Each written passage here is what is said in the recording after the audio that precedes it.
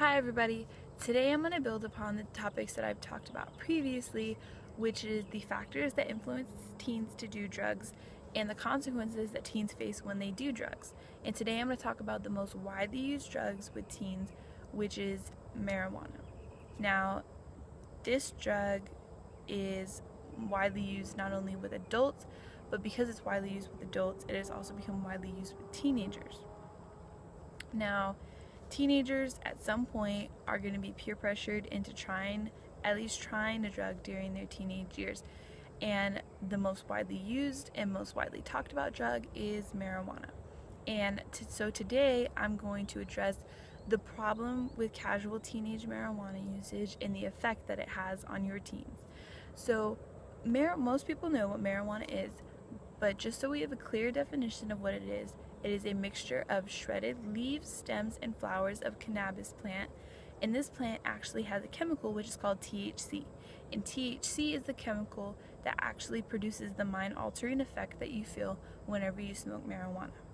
Now that we know what marijuana is, I'm going to talk about the current situation of marijuana in the United States. Now, currently 18 states plus the District of Columbia have legalized marijuana for adults. It is not legal anywhere in the United States for minor usage. However, it is the most highly used drug for minors.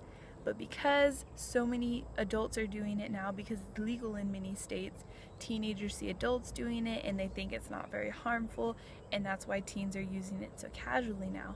Teens also believe that because it's a plant and it grows from the ground and it's natural, that it has less harmful effects on them than other man-made substances, which is why the majority of teens think that marijuana, according to the National Institute for Drug Abuse, the majority of teens think that marijuana does not have any harmful effects on them.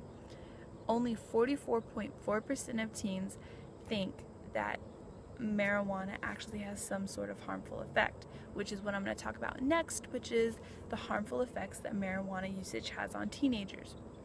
Now, Duke University did a study which found that marijuana usage in adolescence causes permanent cognitive damage. It's irreparable. You cannot fix it. They found that the IQs of teenagers have dropped with marijuana usage, and even if they stop whenever they're adults, they can never get back up to the brain functioning that they were at previously, which is really bad because it affects how your brain develops, because your brain is not done developing during your teenage years. It doesn't stop developing until you're about 24 or 25.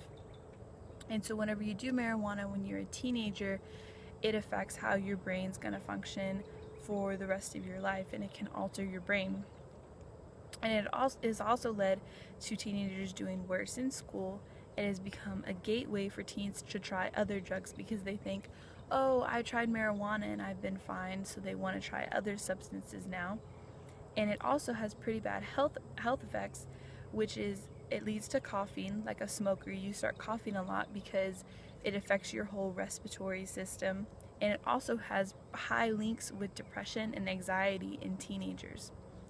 Now, many adults think that because they did marijuana in the 70s and 80s, that the younger generation should be allowed to do it because they turned out fine. But this isn't a good argument, because the marijuana that adults did back then in the 70s and 80s had a lower level of THC. According to the Muirwood Teen Treatment Center for Drug Use, marijuana back then had about 4.4 to 7.5% of THC in it, but now that number has doubled, and marijuana now has about 10 to 16% of THC in it, which is a really high jump, which is why it's has so many more health effects and physical effects on you than it did back then, and it's so much worse for teens because it has those higher levels of THC in them. Now, today we've talked about what marijuana is, and how it's so casually used in the US now, and how it actually has lots of effects on teens because it causes their brain to develop differently. and that the argument that marijuana is the same as it was back then simply isn't true because it has higher levels of THC in it. Hopefully, with all of this new information, we can break the myth that marijuana usage for teens is not harmful, and this can lead to lowering the numbers of teenage uses with marijuana today. Thank you for listening. Bye.